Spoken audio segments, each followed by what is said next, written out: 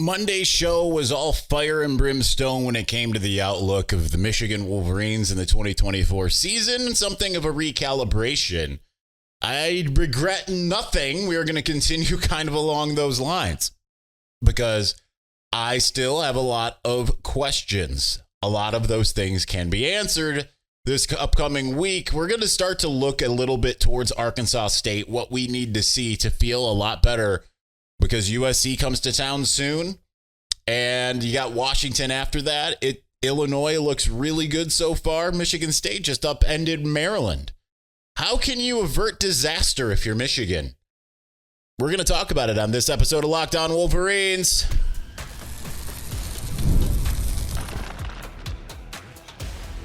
You are Locked On Wolverines, your daily podcast on the Michigan Wolverines. Part of the Locked On Podcast Network, your team every day. Happy Tuesday. We are back and doing it. Locked On Wolverines podcast, part of the Locked On Podcast Network, where it's your team every day. I'm your man on the ground, Isaiah Holt, publisher of Wolverines Wire through USA Today Sports Media Group, trying to do two things at once here. Open a show and open up a website at the same time. We know that I can't do two things at the same time. Anyways, I'm your man on the ground, Isaiah Holt, publisher of Wolverines Wire through USA Today Sports Media Group. And we're going to start looking ahead a little bit to Arkansas State. But I want to credit my friend Canada Mike because he had texted me a couple weeks ago that this week, regardless of what happened in week 2, was going to be the most important game of the season. And I actually, I kind of rebuffed him at the time. And now I look at it and I'm like, yeah, you actually are very much right. You're 100% right. Because this is absolutely the most important week of the season, because this is going to tell you everything that you need to know about this year's team. Now, things can change, all of that stuff, right? Like you've seen teams look bad at the beginning of the season to go on runs late in the season. But nonetheless, it is absolutely imperative for Michigan to come out and dominate Arkansas State. And that might be easier said than done in some ways. Talking to some colleagues, I was talking to Jake Butt last night for a while, and he's looked in Arkansas State, and he's like, offensively, considering what you just saw against Texas, this is not the offense you want to go up against. So Michigan needs to be able to kind of figure some things out, because from a defensive standpoint, it wasn't just a lack of execution. It was what I would think to be hubris. Like I said on yesterday's show, anyone who's followed me for any amount of time knows that I tend to be the type of person who's somewhat sunshine and rainbows, and yesterday was a little bit more fire and brimstone. And that's because I see all of the warning signs, even though, Texas could be Georgia 2021, and they could go and just play Arkansas State, and you're like, oh, what were we worried about this whole time? But given what we saw against Fresno State, it's funny because I look at some of these other years. I look at 2019. They beat They beat MTSU convincingly, decisively, but had some problem areas. They had to go to overtime against Army, which, isn't terribly surprising. Army is just kind of that team. And then they got the doors blown off of them at Wisconsin. And I didn't feel like it was as dire of a circumstance as I feel like this is right now. Because you have a new head coach. You have a walk-on quarterback. You have a walk-on starting wide receiver. Nothing has worked. Run game hasn't worked. The passing game hasn't worked. The defense worked for one game, but then looked wholly overmatched. And the players that you needed to step up and look good did not look good. And it wasn't well, half of them did and half of them didn't. No, they just kind of wholesale did not look good. Donovan Edwards looked good for what he was asked to do, but he needed to be every touch needed to be a touchdown in order for that to be anything of a contest against Texas. But the offensive line is a debacle. Defensive line got completely overmatched by, yes, maybe the best offensive line in the country. But you saw a lot of troubling things and things that other teams are going to try to replicate. Arkansas State under Butch Jones, certainly a team that can try. When it comes to their passing offense, they're very good. They, like I said yesterday, they beat a Tulsa team coached by Kevin Wilson, 28-24, 255 pass yards, 141 rush yards, 396 yards of offense. That's what you saw Texas basically have. The week before against Central Arkansas, 140 rush yards. So they're just consistently around that 140, 317 pass yards. So defensively, not great, right? They give up 31 points to Central Arkansas. If you're Michigan, you better be able to put up more than 31 points and hold Arkansas State to under 28, right? That's obvious. And you can sit there and say, well, they can out-talent anybody. Here's the thing, though. It's the coaching staff is not incorrect when they say, like, a lot of these times it's like, 4 of the 5 offensive linemen are doing the right thing, and then Evan Link's on his butt, right? Or Dom Judice whiffs. Or same thing with Gio El-Hadi, which has been surprising. And Josh Preep. I mean, it's everyone's had their trouble on the offensive line, really, except for Miles Hinton. Defensive line looked incredible in week 1. The pressure was still there. I can't get that mad at Josiah and Derek. I think that they did about as good of a job as they could. It's just that they couldn't get Quinn Ewers on the ground. The interior pass rush was non-existent. The linebacking play was an abomination, unfortunately. And that doesn't change my love for Jayshon Barham, but man, that was terrible. But just as much, the coaching on either side, from the coordinator standpoint, the best word I can use is hubris. So you hope that they come out of this humbled by all of it, right? Because Wink Martindale asked by Pat McAfee the night before the game or the day before the game, like, do you feel like, being a veteran DC, a top DC in the sport, do you feel like, maybe, you can just kind of have your way against these opposing college offensive coordinators? And he's, he started off saying something else, and then he goes, well, by the way, yes, I do. But then Steve Sarkisian, who obviously coached with him at Oakland, has been an NFL offensive coordinator, had his way with Wink as if Wink had never coached a football game ever before. So there has to be both a player improvement and a coaching improvement, because that's where things get really dicey going forward. Because if you don't think that Miller Moss and USC with Zachariah Branch and some of these guys can't do the same thing to the Michigan defense, like, they have to at least believe in themselves. I felt like the Michigan defense suddenly felt like it was in over its head on the 4th play of the game, right? So they need to be able to dig deep and say, this is unacceptable. We can't do this. And there are some signs, like, you can take some signs away from Michigan of things that make it a little bit more troubling. We always talk about press conferences and why it's like, you can glean things, but you can also like kind of tell certain different things. And there's a massive problem from a PR standpoint that I have coming out of week 2. We're going to talk about that actually here in just a moment.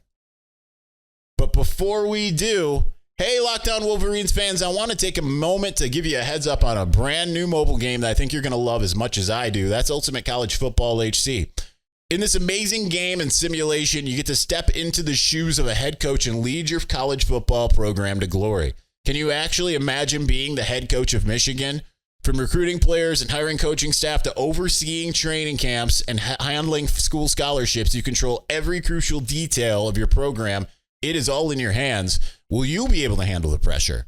Here's what I really love about the game. You're responsible for calling offensive plays during the games. Your strategy will not only determine the success of your football season, but it will shape the future and legacy of your program. Ultimate College Football HC is completely free, has no ads, and is 100% playable offline. You can play on the go as you want and when you want to. And of course, we have a special offer for Locked On Wolverines fans. Use the promo code LOCKEDONCFB, all caps, inside the game store to receive a free boost to your program. Make sure to take advantage of this perk as we'll get your team off to a strong start. To download the game, just visit ultimate-cfb.com. That's ultimate-cfb.com. Using the promo code LOCKEDONCFB, all caps, you can look up the app in the app stores. Again, Ultimate College Football HC. Begin your coaching legacy today.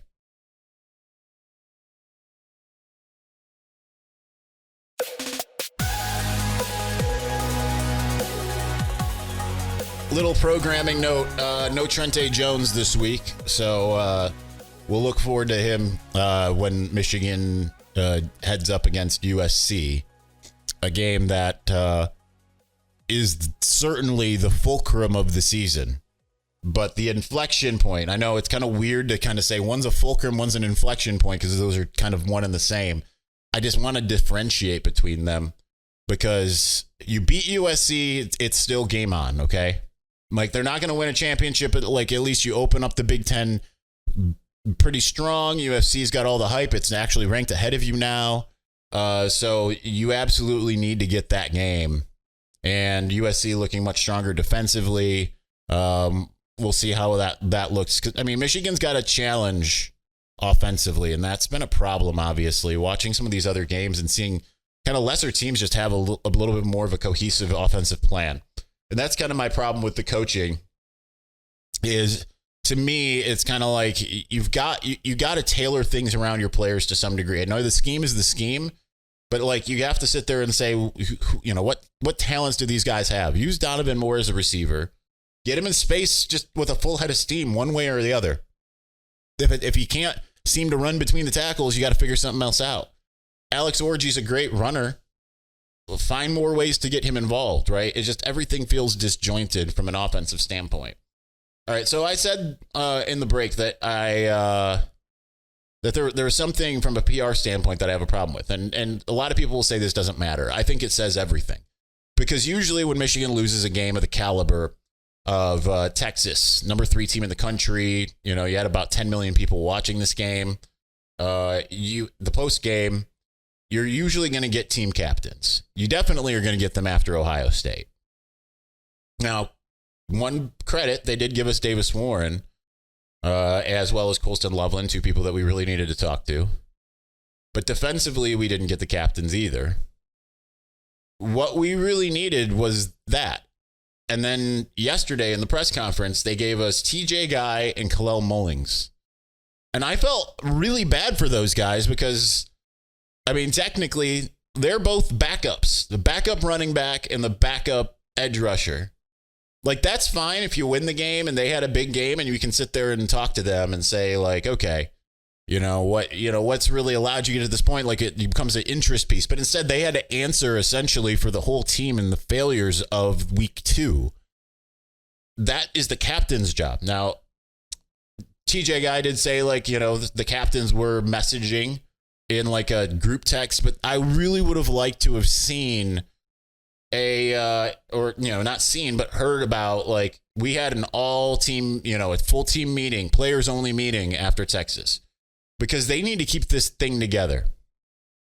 And I'm usually not the guy that's like, this thing can fall apart in a hurry, but we've seen this story before in seasons where Michigan's actually had some of the pieces like look fit and look good, at least in the early going. I think back to 2013 and, coming out of week 2, they just beat Notre Dame. They had Devin Gardner. It kind of felt like this thing is really about to just go through the stratosphere. Felt like a really good proposition to go into the next week. And then that takes a defensive stand on the last play to beat Akron. And you kind of had a feeling like maybe things are not looking very good right now. And that's what we're going to learn a lot about this week with Arkansas State. Arkansas State is probably going to move the ball. I remember watching them, and it's different personnel, but I remember watching them against Ohio State. They've got really good coaches. They've got really good players. But it's going to be incumbent upon Michigan to kind of get back to it, not be overconfident. Because one of the things that I was talking to another friend of mine about, they had said to me, I didn't come up with this on my own. They said this to me. They said that defensively, Michigan's biggest thing it needed to do against Texas was it needed to find something to take away from the offense that they do well. Whether it was the run game, whether it was Quinn Ewers, and his ability to do something. Like, maybe you can say they took away the deep shots because they only, I think the longest play through the air was that 33-yard play on the third play. They had the end around to Ryan Wingo for 55 yards, but they didn't really take anything away from Texas, and that's kind of what's troubling there. And then offensively, it's so disjointed, and you have some of the worst play calls I've ever seen. It just makes you wonder, again, like I use the word hubris. Are these guys the smartest guys in the room in terms of like they think that's what they are and they're not? Or is it just like really just a matter of details needing to come together? It probably is a little bit of a combination of both, right? So when you see that, like the difference between some of these other teams, because 2021, if that would have happened, like post Michigan State, it was like player meeting. Like we're not, nope. What did the turnaround? What happened? You know, rivals will say it's Connor Stalions. Connor Stalions was around the program from like 2015 forward, 2016 forward. I don't remember the exact year. Okay, so he'd been around the program. He'd been doing a lot of his things. It was just that they didn't have a coach who was kind of willing to listen to team espionage, because Don Brown just was incredulous at the idea that, you know, other teams could have his signals and that they could use other teams' signals, right? Mike McDonald kind of changed that because he understands the game and all of that. But one of the biggest things that obviously changed was player-led leadership. Aiden Hutchinson, Josh Ross, Mikey Sainristil, Cade McNamara. They need to have the fire and brimstone I had yesterday on this show. They need to have that in the locker room. It cannot be this like, oh, we just got to work a little harder. You know, maybe that's just public facing and all of that. But again, I don't love the idea that from a PR standpoint, we're not talking to the captains. Like, how are they writing the ship, right? Like, getting backups is not exactly going to tell you much. And it kind of is an unfair position to put them in. But maybe that forces them to become leaders. I don't know. But the problem, too, is it seems like a lot of the so-called leaders on this team are the lead by example types. They need the guys that are going to get in other guys' faces. I just saw a clip from the Peach Bowl in 2018 where Michigan was getting destroyed. You know, obviously a lot of the players didn't play in that game. And Khaleke Hudson's on the sidelines going nuts at all of his teammates, like trying to get people to be accountable, hold each other accountable. Because what did I say was the biggest change going from the 2018-19 era to 2021? It was not just a schematic advantage. It was player accountability. The culture had changed and the players were accountable to each other. They weren't making those mistakes. Now, I'm not saying that they don't have that, but what I'm saying is you want to hear more about how that exists post-game here. And I have no doubt that Colston, Loveland, Mason Graham, Kenneth Grant, they're going to fix their mistakes and they're going to move forward, right? I have no qualms about that, but I want to hear more about it. I think that's something we need to learn more about. Maybe we will tonight at the press conference. But we need to find out more about what those guys are doing to kind of step things up as far as that's concerned. And they actually need to hold each other accountable. And when it comes to holding each other accountable, it's about, hey, we need all 11 guys on the same page, because that was the one thing you knew you were going to get, really, for the majority of a game was they were going to be technically proficient. They were going to be fundamentally sound. Right now, Michigan is none of those things. So where do we go from here? I don't know, but we're going to continue talking about it. And we're going to do so here in just a moment. But before we do, listen, we're at the point of time of the day where you might be getting a little bit of the tiredness. I certainly am after mowing the lawn and all of this. It's been a long couple weeks, just opening the season, having Texas and all of that. But 5 Hour Energy fixes tired fast. Whether you have a long list to do for work, a list of DIY projects to tackle at home, take a 5 Hour Energy shot so you can check everything off your list. If you're like me, you always got a large list of projects for the home. Usually those are just minor things like do the dishes, mow the lawn. But when you get your supplies for the project, aka soap, charged lawnmower batteries, do not forget the most essential supply, which is a 5 Hour Energy shot. With zero sugar and a convenient portable size, it's a perfect pick-me-up for getting stuff done. The 5 Hour Energy website has flavors galore like watermelon, tropical burst, grape, berry, and there's more flavor there is a flavor for everyone. I just flubbed that. Try them all. On the site, you have an option to build your own 12 or 24 pack. You choose the flavors and it's delivered right to your door. So if you go to 5hourenergy.com, that's the number 5hourenergy.com, and get some 5-Hour Energy product today. You can use my promo code LOCKEDONCFB to receive 20% off your order. Again, that's 5hourenergy.com. This offer is only valid until September 30th on one order. Cannot be used in with any other promotions. This code is not good on subscription orders. But go to 5hourenergy.com today. Again, use the promo code LOCKEDONCFB.